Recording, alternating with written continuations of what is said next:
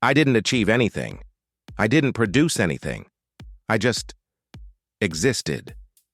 And it was the most productive half hour of my adult life. That became my new ritual. The 30 minutes of nothing, of quiet. But it wasn't a straight line. The rising tension was internal, a civil war inside my own head. Some mornings, the resistance was overwhelming. I'd hit snooze. I'd tell myself it was stupid, a waste of time, that I had too much to do. The old programming was strong. The world of urgency and importance was a seductive trap, and it kept trying to lure me back in. I'd have relapses. I'd grab my phone out of habit, and suddenly 20 minutes would be gone, stolen by a vortex of news and notifications, and I'd feel that familiar hollow feeling in my gut.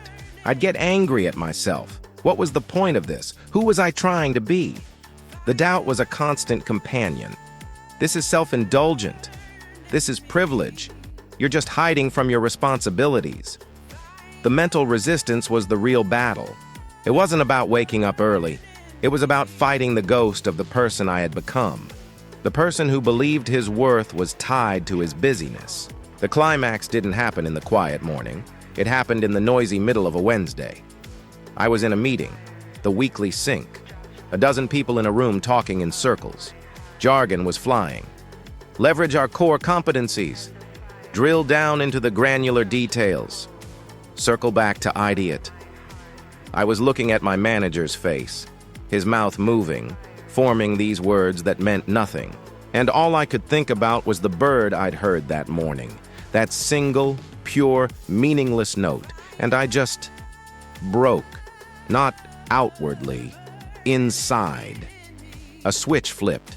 I realized I couldn't do it anymore. I couldn't live in two worlds. I couldn't taste the coffee and then spend the rest of the day swallowing corporate sawdust.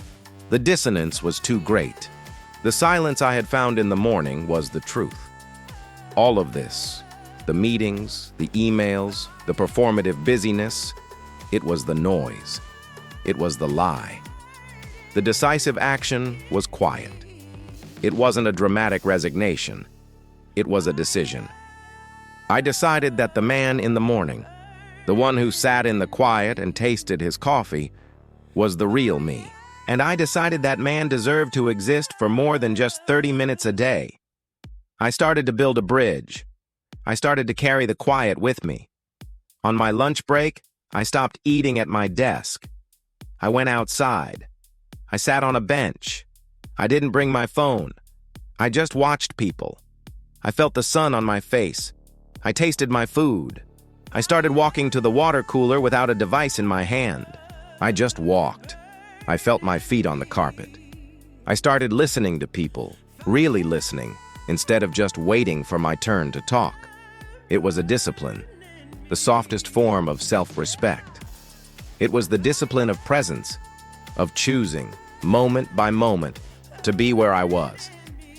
The resolution wasn't a happy ending, it was a quiet beginning.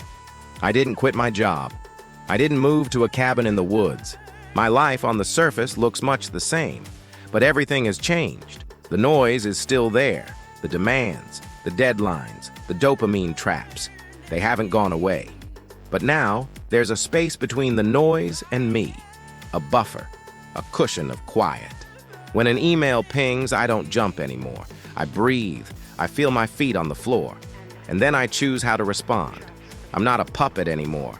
I'm the one holding the strings. The other day, my daughter was telling me a long, complicated story about something that happened at school. The old me would have been half listening, my mind already on the next thing. But the new me, I got down on my knees, so I was at her eye level.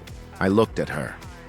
I saw the light in her eyes, the way her nose scrunches when she's excited. I heard every word.